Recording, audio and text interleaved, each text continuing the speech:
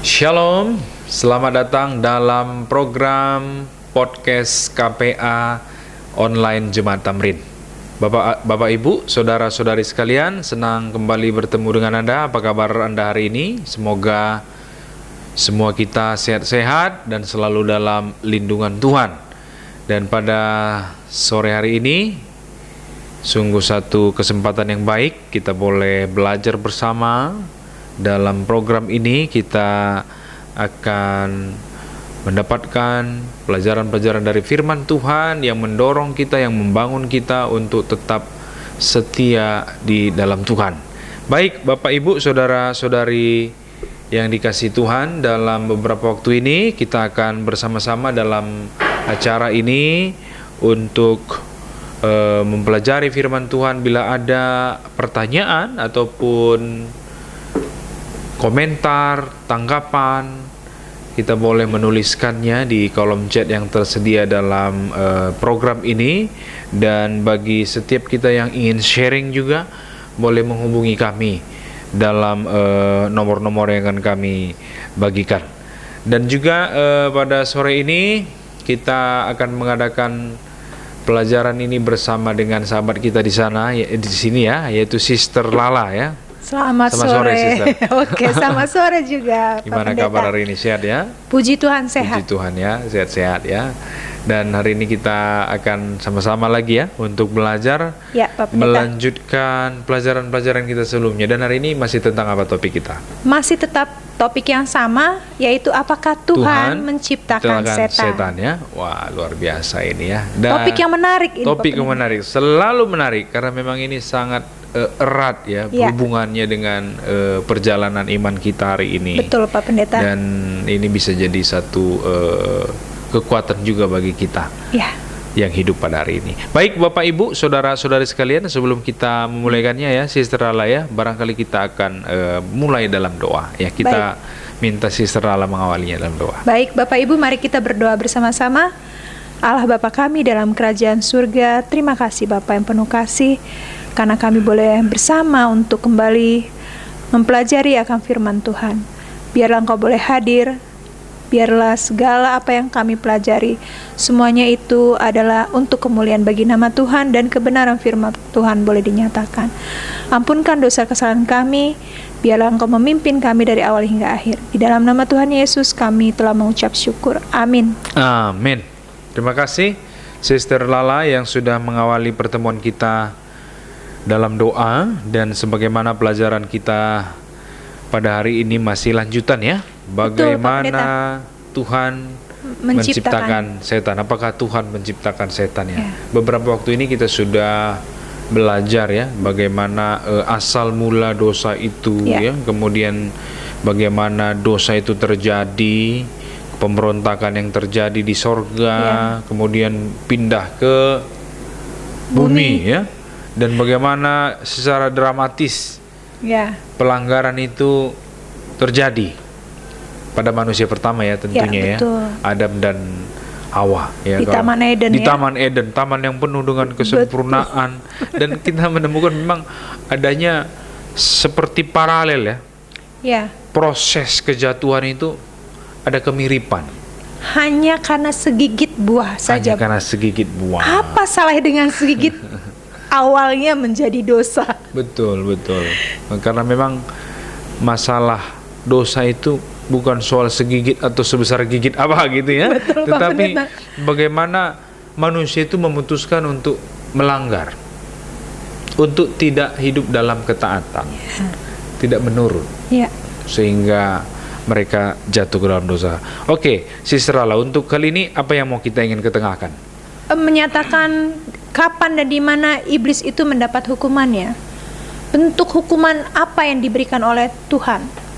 Oke, jadi setelah kita melihat bahwa memang segala konsekuensi ya, bisa dikatakan ya, konsekuensi dari dosa itu adalah penderitaan, kematian, sakit penyakit, semua yang kita alami kita udah bahas itu kemarin ya. Tapi paling tidak bagaimana endingnya dengan semua ini? Betul. Ini yang ingin kita coba kupas hari ini. Untuk itu kita coba baca di dalam Matius 13. Matius 13 ayat 40 sampai 42. Apa yang dikatakan oleh Yesus di dalam ayat itu? Matius 13 ayat 40 sampai 42. Sister Lala boleh bantu baik, baca. Pak Pendeta. Ayat 40 sampai dengan 42 ya. Maka seperti lalang itu dikumpulkan dan dibakar dalam api, demikian juga pada akhir zaman Anak Manusia akan menyuruh malaikat-malaikatnya, dan mereka akan mengumpulkan segala sesuatu yang menyesatkan dan semua orang yang melakukan kejahatan dari dalam kerajaannya. Ayat 42, semuanya akan dicampakkan ke dalam dapur api, di sanalah akan terdapat ratapan dan gertak gigi. Oke, jadi ada satu akhir ya. Kalau kita lihat di sini ada satu akhir yang pasti yang disampaikan oleh Yesus sendiri, bahwa segala sesuatu yang jahat ini akan dilenyapkan. Ya, kalau kita baca dia tadi dikatakan di sana bahwa mereka akan mengumpulkan segala sesuatu yang menyesatkan dari semua orang yang melakukan kejahatan dalam kerajaannya. Semua akan dicampakkan ke dalam dapur api. Ya, adanya satu penghukuman yang akan diberikan bagi setiap pelanggar-pelanggar hukum Tuhan. Ya, ini sangat jelas kalau kita lihat. Dan terutama bagaimana dengan iblis sendiri. Kalau kita baca di dalam Wahyu 20 ya, Wahyu pasal 20 ayat yang ke-10, di sana firman Tuhan mencatat. Sister Lala mungkin boleh bantu baca. Oke, Pak Pendeta. Wahyu 20 ayat 10. Wahyu 20 ayat 10. Dan iblis yang menyesatkan mereka dilemparkan ke dalam lautan api dan belerang, yaitu tempat binatang dan nabi palsu itu, dan mereka disiksa siang malam sampai selama-lamanya. Ya, jadi satu keterangan yang jelas ya. Kalau iblis akan dilemparkan ke dalam lautan api. Ya. Inilah yang sering disebut dengan neraka ya. Adanya tempat di mana iblis dan nabi-nabi palsu akan dihukum. Dan kalau kita baca di dalam Matius 25 ayat 41, di sana Yesus mengatakan, dan ia akan berkata juga kepada mereka yang di sebelah kirinya, enyahlah dari hadapanku hai kamu orang yang terkutuk, enyahlah ke dalam api yang kekal yang telah sedia untuk iblis dan malaikatnya ya. Jadi ini adalah satu keadaan yang akan terjadi pada akhir dari segala masalah dosa di dunia ini. Jadi kalau kapan dan di mana iblis akan menerima hukumannya ya, nanti di akhir zaman ya.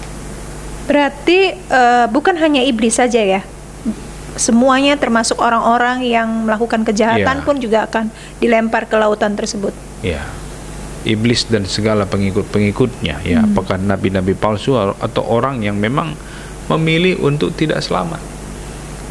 Orang-orang yang memang memilih untuk hidup tanpa ketaatan. Ya. Hidup tanpa menaruh percayanya kepada Tuhan. Ya, ini sangat jelas ending dari segala persoalan yang diakibatkan oleh dosa ini. Demikian. Berarti bagaimana perasaan Tuhan yang menciptakan ya, kalau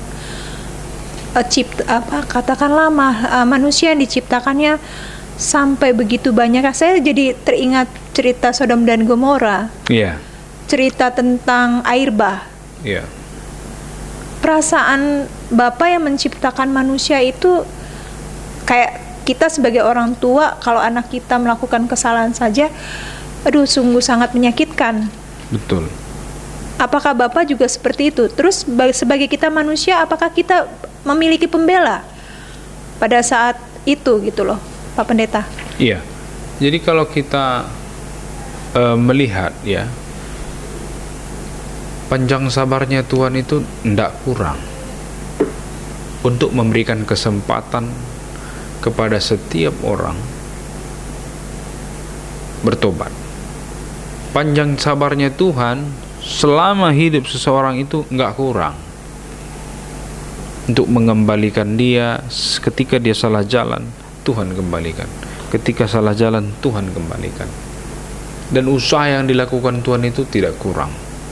Dia selalu berusaha untuk mengembalikan kita ke dalam gambar dan rupanya. Tapi lebih sering manusia memilih untuk tidak mendengarkan itu, untuk menghiraukan setiap tuntunan Tuhan. Ya, itulah sebabnya Roh Kudus kan fungsinya itu. Di dalam Yohanes 16 ayat 13 katakan, kalau Roh kebenaran itu datang, Ia akan memimpin kamu ke dalam seluruh kebenaran. Ya, maksud baik Tuhan itu selalu untuk menuntun kita ke dalam pertobatan. Maksud baik Tuhan itu selalu menuntun kita ke dalam keselamatan.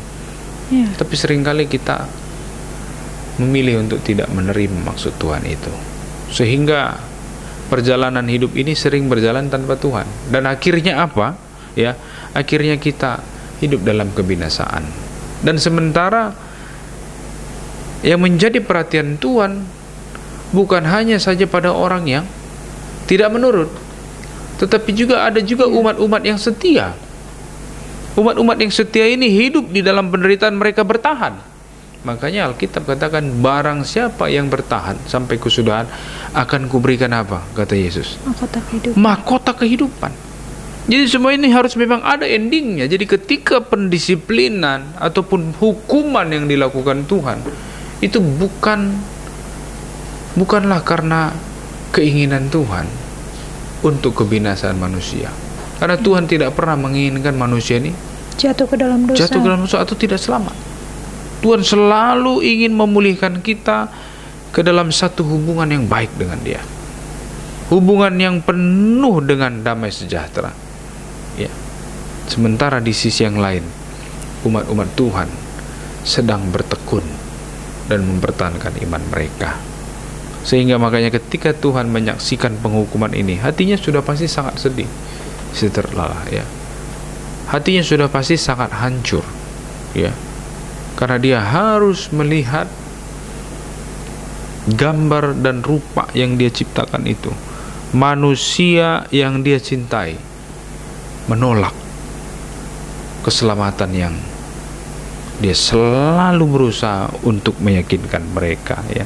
Jadi memang ketika penghukuman itu terjadi, hati Tuhan itu dengan sangat pedih, ya. Jadi Tuhan bukan senang terhadap, dia tidak pernah menginginkan satu orang pun, dia tidak pernah menginginkan binasa. Dan pengorbanan yang paling terbesar dia lakukan apa? Ketika dia mengirimkan anaknya yang tunggal, supaya tidak ada yang apa dikatakan binasa, melainkan beroleh hidup yang kekal. Itulah sebabnya kalau kita baca, ya, kita baca di dalam Nahum 1 ayat 9, apa yang Tuhan katakan di sana. Nahum 1 ayat 9 menuliskan, Ia akan menghabisi sama sekali kesengsaraan, dikatakan tidak akan timbul dua kali. Kesengsaraan tidak akan timbul dua kali artinya apa? Dosa itu hanya cukup terjadi sekali di sepanjang sejarah kekekalan, dan kesengsaraan itu akan diakhiri, dosa itu akan diakhiri, dan tidak akan muncul untuk kedua kali. Jadi nanti di surga nggak ada lagi pemberontakan. Akan seperti awal kembali. Akan seperti awal, karena orang-orang yang ada di surga, orang-orang yang sudah tahan uji, orang-orang yang di surga sudah mengalami pengalaman keselamatan ketika mereka berada di dunia ini. Jadi apa yang Tuhan sediakan bagi kita tidak sebanding dengan penderitaan yang kita alami hari ini di dunia ini. Ya. Itulah makanya di dalam kitab 2 Timotius, Rasul Paulus katakan, kalau jika kita bertekun, jika kita bertekun di dalam Dia, bersama Dia, kita pun akan memerintah bersama dengan Tuhan. Ya, coba dibaca itu 2 Timotius berapa di Pak dalam Pendeta? kitab 2 Timotius 2 ayat 12. 2 Timotius 2 ayat 16. 12, ayat 12. Jika kita bertekun, kita pun akan ikut memerintah dengan Dia. Jika kita menyangkal Dia, Dia pun akan menyangkal kita. Dalam bahasa Inggris boleh dibaca? Dalam bahasa Inggris, if we endure, we shall also resign with Him. If we deny Him, He also will deny us. Ya, kalau di situ saya lihat terjemahannya disebut if we endure. Artinya kalau kita tahan. Tahan uji, bertahan. Kira-kira kalau kita tahan uji, itu dalam keadaan seperti apa dibutuhkan? Kalau dalam keadaan tenang, dalam keadaan kita nggak perlu ditahan. Dalam keadaan kesulitan. Kesulitan. Di dunia ini akibat dosa itu membuat Dalam kita keadaan sakit. kesulitan, dalam keadaan menderita, dalam keadaan sakit, dalam keadaan susah hati. Itu merupakan kenyataan yang harus kita hadapi di dunia ini. Tetapi yang ini katakan if we endure, kalau dalam terjemahan King James yang lama, if we suffer, Lebih jika tegasnya. kita menderita, tapi bukan menderita sendiri, dikatakan apa? If we suffer with Him, ya, we will reign with Him.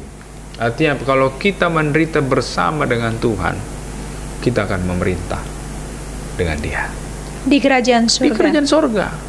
Artinya demikianlah sebenarnya satu janji yang ditawarkan oleh Tuhan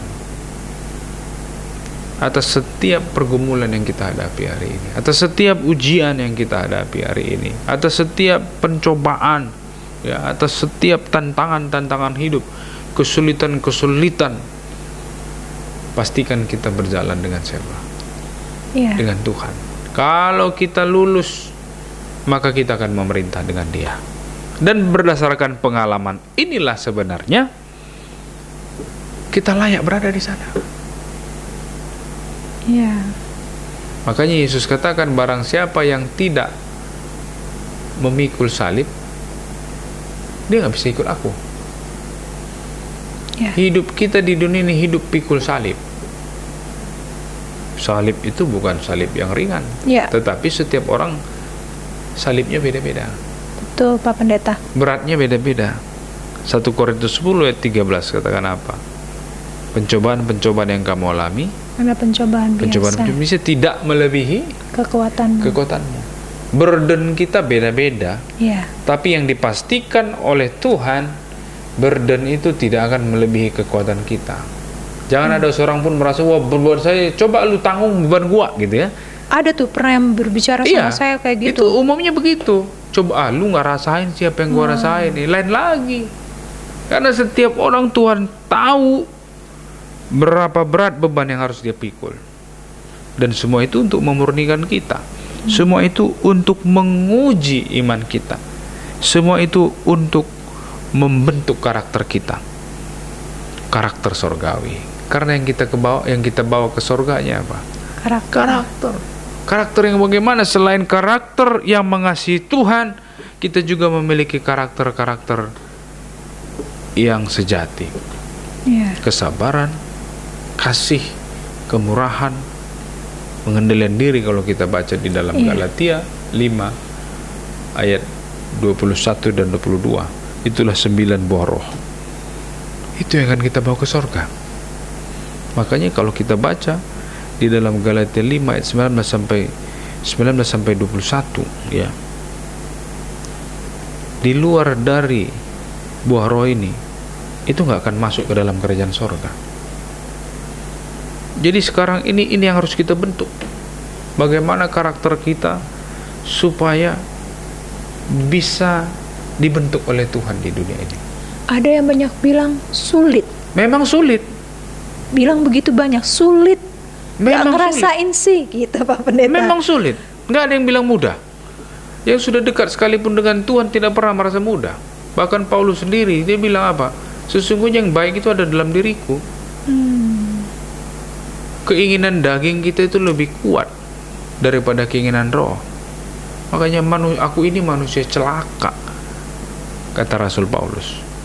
Karena dia menemukan bahwa di dalam dirinya itu dia tidak punya kekuatan untuk memiliki satu karakter yang bagus, yang baik di hadapan Tuhan, karakter yang benar ya. Tetapi itu bukan menjadi satu pemikiran yang pesimis, enggak ya. Tetapi Tuhan memperlengkapi kita dengan kuasa yang besar. Itulah sebabnya kalau kita baca di dalam Yohanes pasal 1, kalau kita baca Yohanes pasal 1 ayat 12, di sana firman Tuhan katakan, tetapi setiap orang yang menerimanya, menerima siapa ini? Menerima Tuhan Yesus. Menerima Yesus. Diberinya atau diberi Tuhan apa?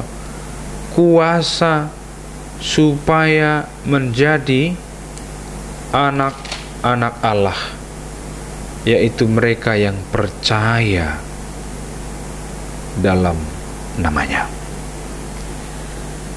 Jadi kita diberikan kuasa oleh Tuhan. Kalau diberikan kuasa berarti kita hidup bukan tanpa jaminan. Ada penyertaan Tuhan. Kalau saat kita lemah, Dia janji akan menguatkan kita. Pada saat kita sedih, Dia akan berjanji untuk memberikan kita apa? Seorang penolong. Memberikan kita penolong. Bahkan kalau kita baca, itulah ungkapan berbahagia, khotbah Yesus di atas bukit. Mulai dari ayat 3 Matius pasal 5. Yesus katakan, berbahagialah orang yang miskin di hadapan Allah. Kenapa? Karena mereka yang empunya kerajaan surga. Berbahagialah orang yang berduka cita, karena mereka akan dihibur. Ayat 5, berbahagialah orang yang lemah lembut, karena mereka akan memiliki bumi. Ayat 6, berbahagialah orang yang lapar dan haus akan kebenaran, karena mereka akan dipuaskan. Berbahagialah orang yang murah hatinya, karena mereka akan beroleh kemurahan. Berbahagialah orang yang suci hatinya, karena mereka akan melihat Allah. Berbahagialah orang yang membawa damai, karena mereka akan disebut anak-anak Allah. Ayat 10, berbahagialah orang yang dianiaya oleh sebab kebenaran. Kenapa? Karena mereka yang mempunyai kerajaan surga. Berbahagialah kamu jika karena aku kamu dicela dan dianiaya, dan kepadamu difitnahkan segala yang jahat. Ayat 12, bersukacita dan bergembiralah, karena upahmu besar di surga, sebab demikian juga telah dianiaya nabi-nabi sebelum kamu. Betapa luar biasanya persediaan yang Tuhan berikan bagi kita. Betapa luar biasanya jaminan yang Tuhan sediakan. Hanya saja kadang-kadang ya begitu, hidup di dunia ini kita lebih banyak kadang-kadang menaruh percaya kita atas sesuatu yang kelihatan. Iya. Kan begitu tantangannya. Ya.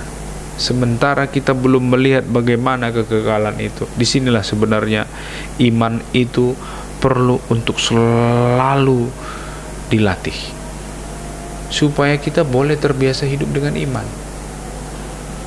Karena memang iman ini penting. Iman ini kekuatan kita. Iman ini yang memberi kita kemenangan. Ya. Roma 1:16 katakan apa? Orang benar hidup karena iman. Orang benar hidup oleh iman. Ya. Jadi ini yang harus kita pahami, bahwa Tuhan menyediakan satu akhir dalam periode kehidupan di dunia ini. Ya. Sekarang tinggal pilihannya ada pada kita. Kita mau pilih yang mana nih? Mau masuk surga atau neraka? Masuk neraka. The choice is yours, and depend today. Demikian Sister Lala. Baik Pak Pendeta. Satu yang mau saya tanyakan, bagaimana Pak Pendeta agar kita bisa peka mendengar suara Tuhan? Peka mendengar suara Tuhan. Ya, supaya kita sudah percaya dengan Tuhan, dan kita mau peka untuk mendengarkan suara Tuhan. Apakah setiap hari kita harus berhubungan dengan Tuhan, memiliki waktu khusus dengan Tuhan setiap hari?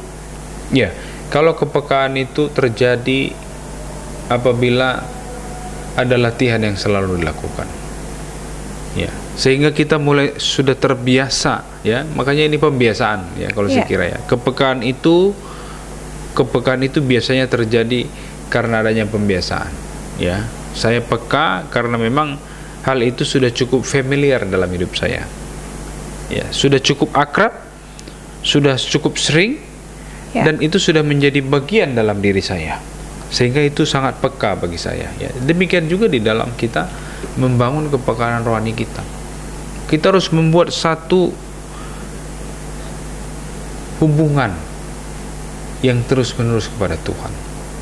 Dan tidak ada cara lain membangun hubungan kepada Tuhan selain berdoa dan membaca firman-Nya, merenungkan firman-Nya, duduk di dekat kaki Yesus.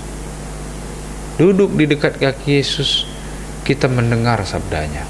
Kita ingin mendapatkan nasihatnya. Kita ingin untuk dituntun setiap hari oleh Roh Kudus. Dengan kita berdoa, kita berbicara kepada Tuhan. Dengan kita membaca firman Tuhan, kita ingin mendengar suara Tuhan, ya. Suara Tuhan. Berdoa, cara kita berbicara kepada Tuhan, dan Tuhan mendengar. Membaca firman Tuhan sementara kita mengizinkan Dia berbicara dan kita mendengar. Komunikasi yang terbaik melalui doa dan firman Tuhan adalah pilihan yang tepat, sehingga semakin hari kita mengalami kepekaan rohani. Itulah sebabnya ketika kita membaca Alkitab berulang-ulang, itu akan menjadi bagian di dalam hidup kita. Dan saat kita menghadapi persoalan kehidupan, firman Tuhan itu akan mengingatkan kita. Dan firman Tuhan itu meneguhkan hati kita, sehingga apapun yang kita jalani dengan berbagai tendensius, ya, kecenderungan hati kita, itu bisa diatasi bila kita tetap selalu melakukan penyerahan kepada Tuhan. Ya, semoga ini bisa menolong sangat menolong. Di dalam kita bisa belajar, ya, Sister Ale, ya. Sangat menolong betapa mengetahui firman Tuhan, mengasihi sekali Tuhan bagi kita umat-umatnya. Oke, saya mau menyanyi dulu setelah satu lagu, yaitu Duduk Dekat Kaki Yesus, ya. Baik, Pak Pendeta. Duduk dekat kaki Yesus ini satu waktu terbaik, saya pikir, ya. Satu waktu terbaik di tengah-tengah kesibukan, di tengah-tengah pergumulan, kepenatan, ya. Pak Pendeta. Duduk dekat kaki Yesus pilihan yang paling tepat hari ini. Betul. Mudah-mudahan ini bisa menjadi satu semangat kita dalam mengutamakan Tuhan. Amin. Duduk dekat kaki Yesus dan mendengar sabdanya,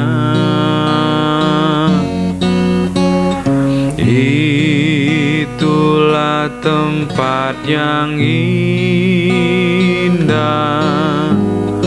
Aku mau tetap sana. Duduk dekat kaki Yesus, di sana ku pandang terang cintanya yang tak terduga, rahmatnya tak terbilang. Duduk dekat kaki Yesus, tempat tempat yang berbahagia.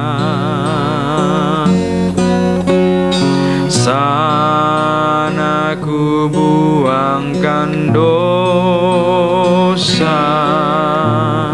dan mendapatkan rahmat. Duduk dekat kaki Yesus, di sana ku berdoa. Hiburan, berkat dan kuasa tiap hari ku terima. Dekat kakimu ya Yesus,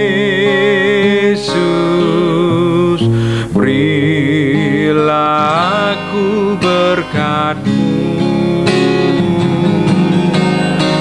Tilik aku dengan cinta, segarkanlah jiwaku. Duduk dekat kaki Yesus, di sana ku pandang terang cintanya yang tak terduga, rahmatnya tak terbilang. Beri padaku Roh-Mu Tuhan, sucikanlah hatiku. Tolonglah aku ceritakan hal Engkau penebusku.